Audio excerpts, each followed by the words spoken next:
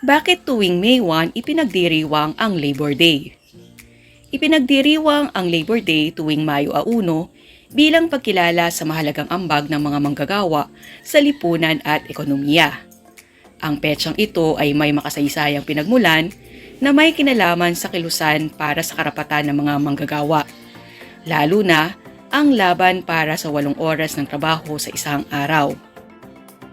Noong Mayo 1 taong 1886, nagkaroon ng malaking kilos protesta sa Chicago, USA na kilala bilang Haymarket Affair. Ang mga manggagawa ay naglungsad ng strike para ipaglaban ang karapatang magkaroon ng 8 oras na araw ng trabaho. Sa Pilipinas, ang Union Obrera Demokratika Pilipina ang kauna-unahang federasyon ng mga unyon na manggagawa sa bansa, na itinatag noong Pebrero 2, taong 1902 sa Sampaloc, Maynila.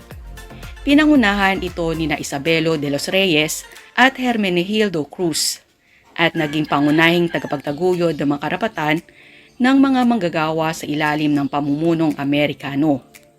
Noong Mayo 1, 1903, nagdaos ang Union Obrera Demokratika Pilipina ng isang malaking marcha mula Plaza Moriones sa Tondo patungong Malacanang upang ipahayag ang kanilang mga kahilingan para sa makatarungang kondisyon sa paggawa at laban sa imperialismong Amerikano.